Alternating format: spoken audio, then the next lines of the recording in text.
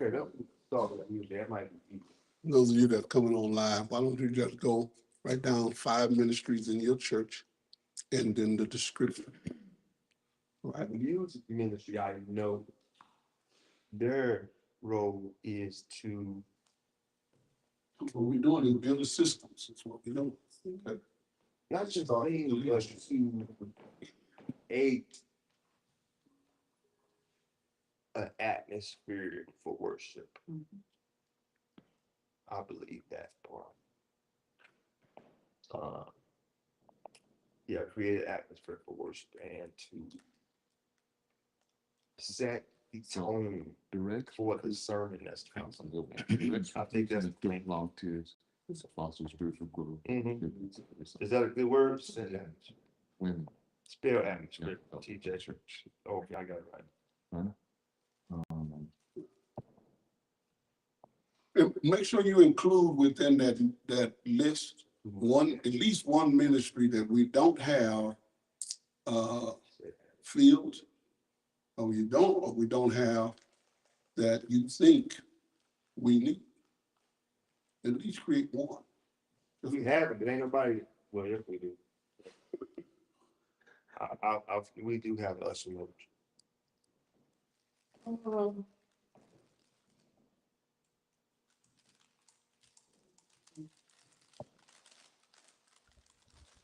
Yeah, we need a media village. Like solid. Okay. So that was it. Huh? Those men, women, youth, and Okay, y'all got 3 more minutes.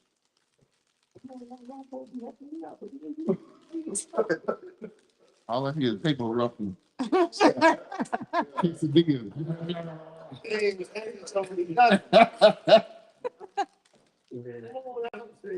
The men, the women, yes, Women's ministry to yes. motivate the women to come to hear God.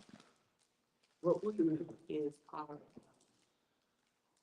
daily life stuff that we don't say. If we got our study, we got everything. But daily life is the good. Oh, yeah, y'all copy, yeah. Y'all do it right. Uh-huh. That's the intellectual.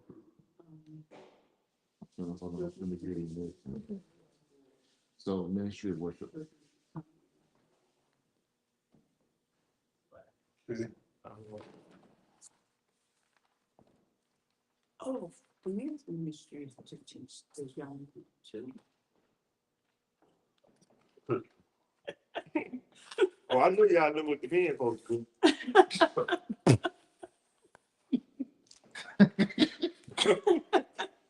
Ain't that right, overseer? Hey, they always know what the pastor supposed to do and what the men. No, I don't go over that. No, I'm just saying, in general. They most time they know what you should do, but they can't either tell you or do it themselves. But they can show tell you what you should be doing.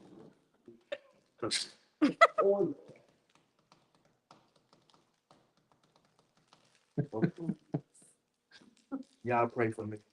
You put these groups together. Huh? I'm just saying, nigga, come on, give me something. You don't know? You've been here as long as Aiden and Noble and and they do it. They do. Okay, we go around a little something.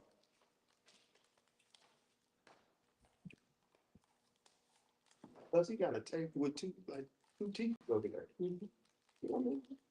This group is not divided to eat.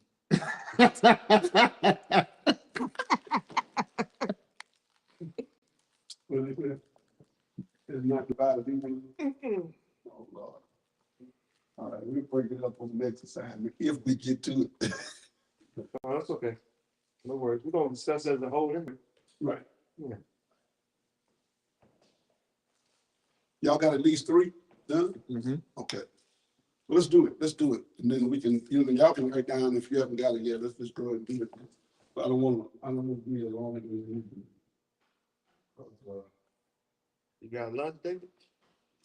I don't have lunch I just don't want to hold y'all long, but then y'all won't come to the next one. You know, that was too long. All right, Okay. so, all right, so let's go. Let's go. All right, so we're gonna talk about, okay, so the first, let's answer the first one. So if we're gonna formalize the leadership structure, that means put the structure together, all right? So we're gonna identify current or needed ministries. So give me your current, and then if you have, and the one needed. The current ones we have is, we have the women's Mhm.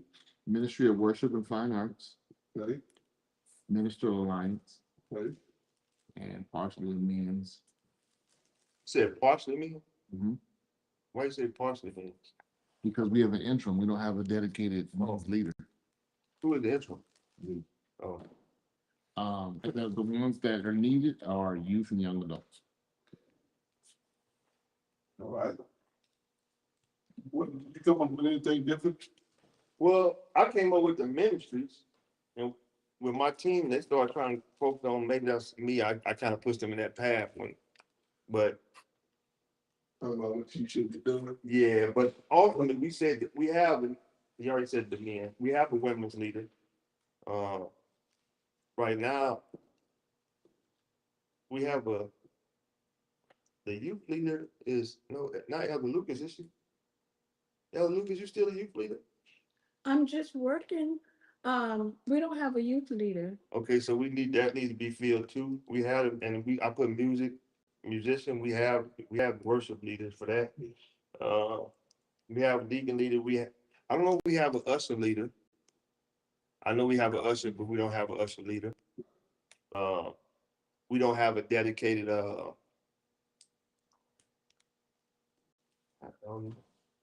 I was talking, I was paying attention. We don't have what's it called?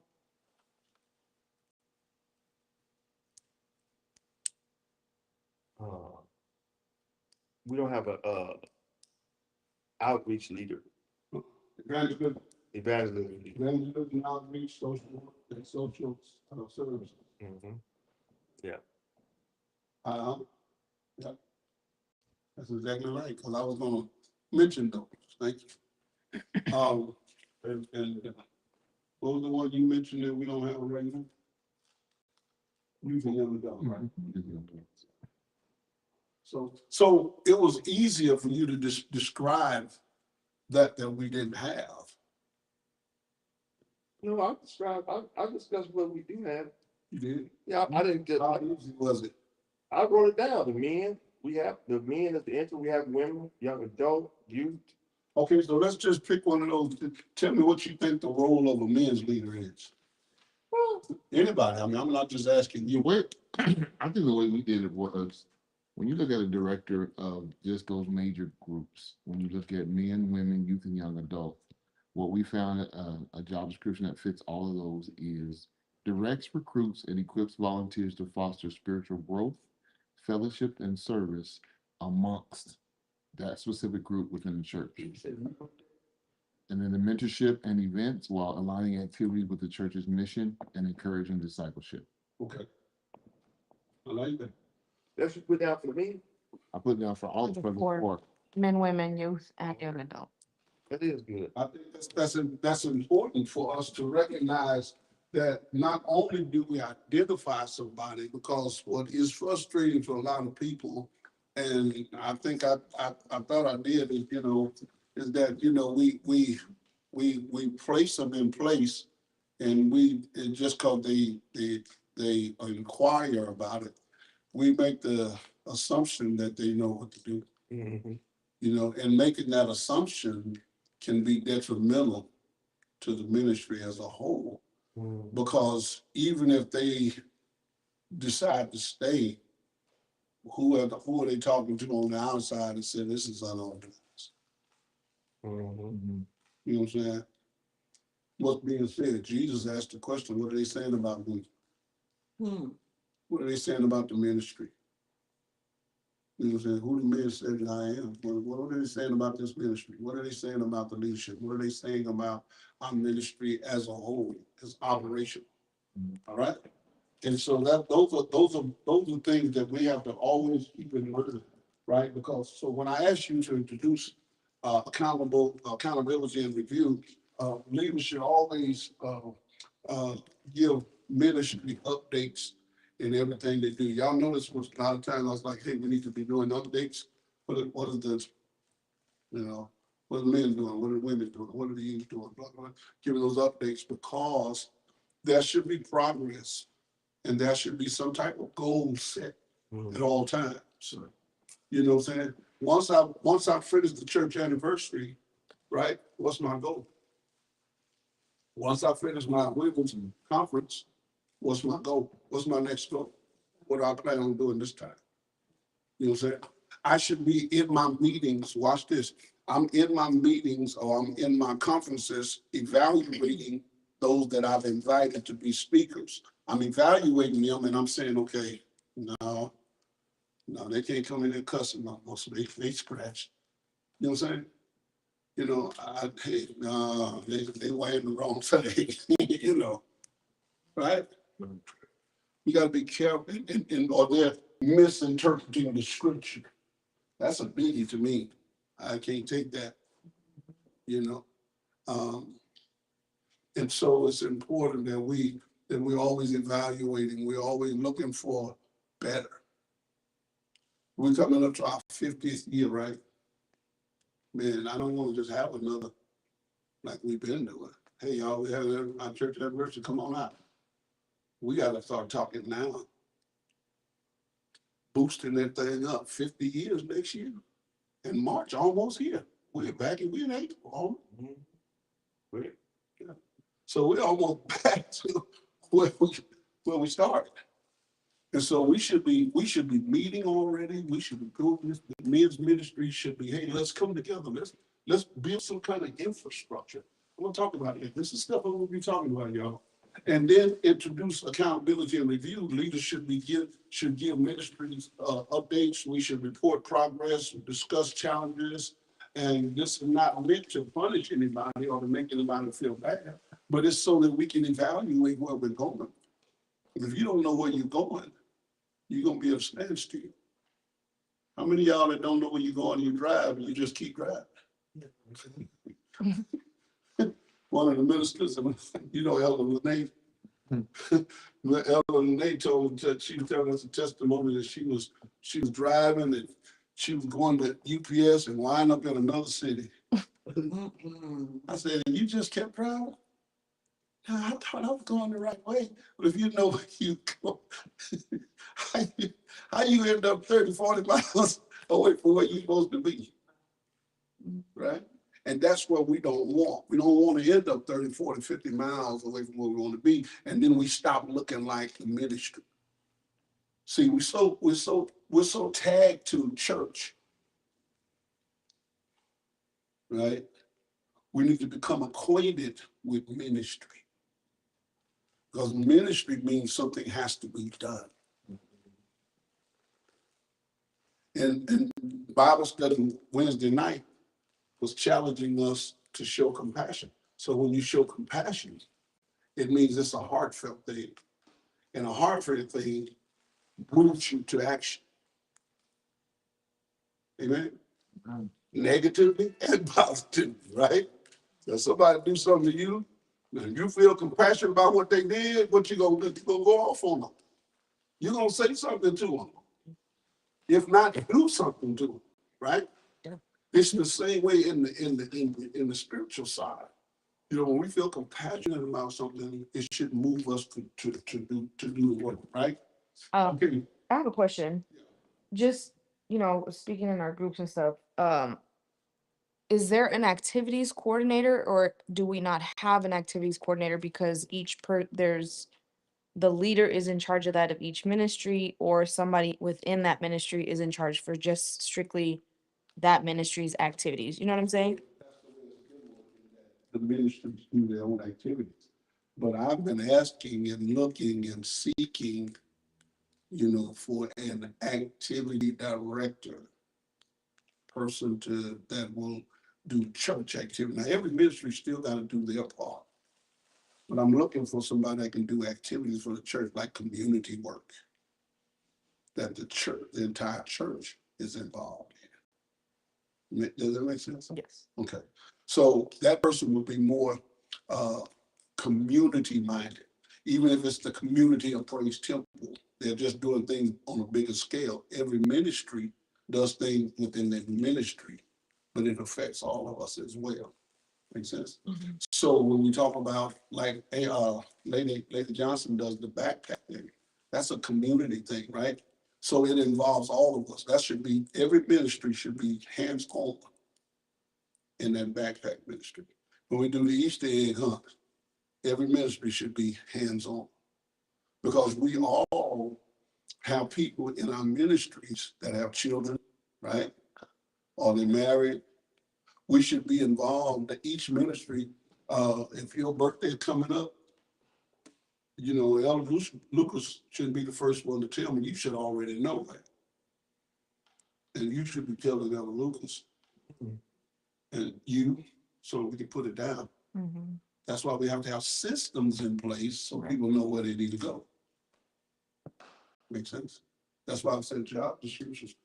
You see how important it is for job descriptions so that people know what's going on. Because the question was asked to me one time, who do we go to when we need this and that and that? I said, well, you got to go to this person because this person is doing that. Lucas, Adrian, or Minister Deacon Tawan, because I know where to go. But does everybody, do you know where to go if you need something? Yeah. See what I'm saying? And that's important that people who come to our ministry understand the flow of the ministry, how we work. Our systems have to be in place, right? So here's the next one, y'all. We got to launch the membership system.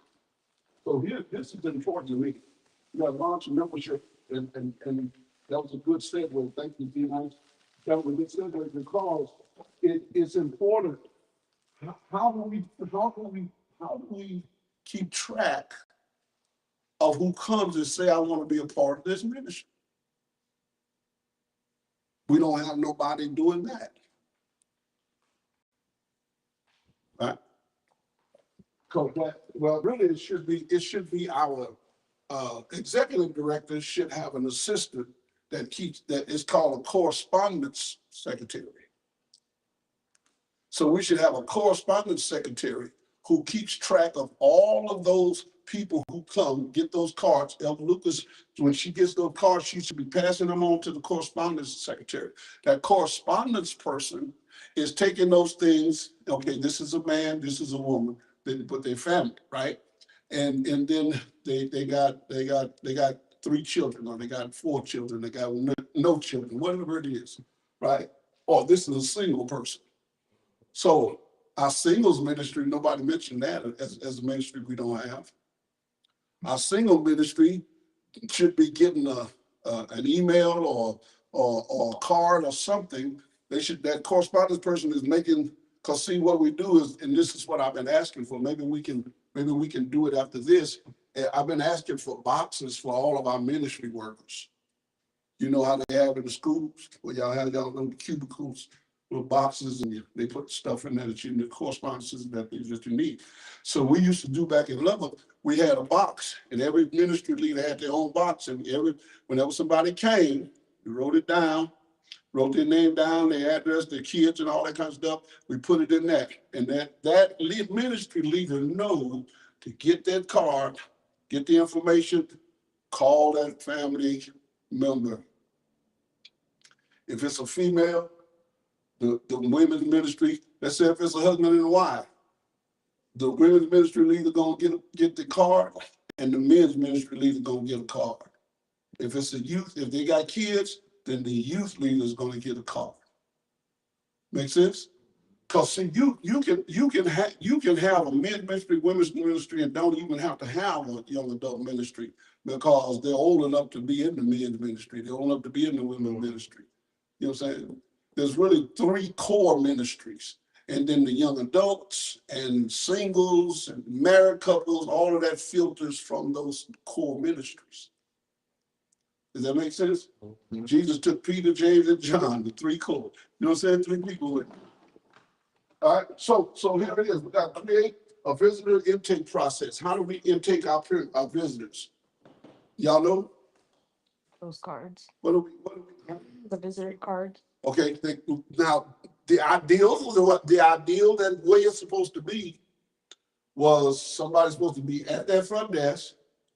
When people walk in and we don't know them, oh, is this your first time visiting? Or do you visit? No. Is this your first time visiting Brother Simple?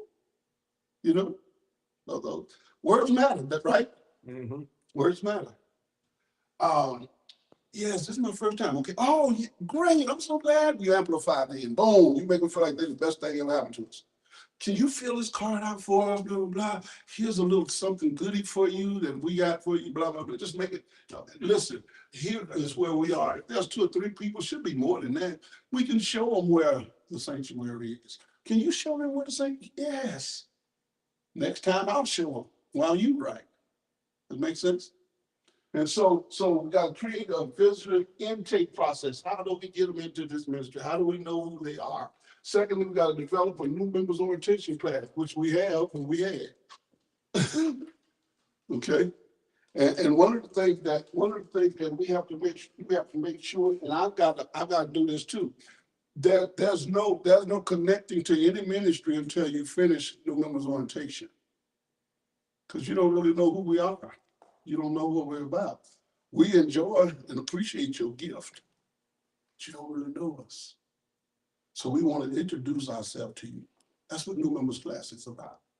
What we do. That was a Spanish lady that was coming, and this is during the time. You remember the Spanish lady that used to come all the time? Miss Grant? Yeah, with the cane. No, before her. Remember the lady with her husband, with the 2 kids. It was way back. They would come and sit kind of like the middle ways. They had 2 kids. But anyway, she asked the question. She says, "Oh, see, I've just been wondering, what do you all believe?" I said, "You don't know what we believe?" She said, "No, I've just been coming because I enjoy it." So I began to explain to her our beliefs. You know what I'm saying? Well, I began to explain to her that we follow the word. Genesis to Revelation. We don't take anything out. We believe in the Father, Son, and the Holy Ghost. Right? Just simple things that they should know.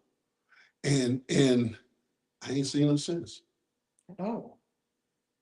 Makes sense? I don't know if she's looking for a devil worshiping church. Mm. I don't know if she's looking for a Catholic church. You know what I'm saying? That believe in Mother Mary, right? That's their main thing, Mother Mary. They believe in Jesus, but their main thing is Mother Mary, right?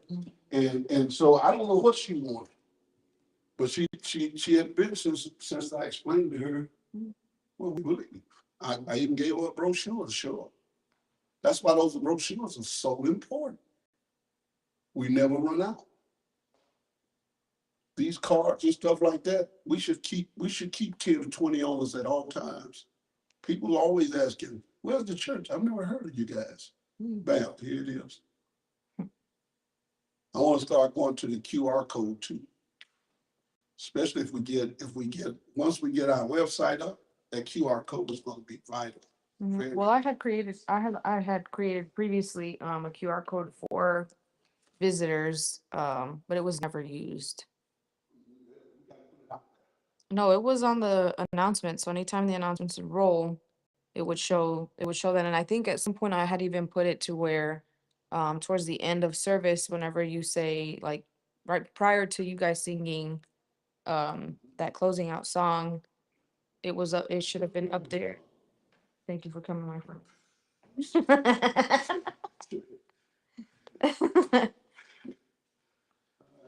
Another thing, obviously, we may want to have you go through the new member orientation with all the leadership.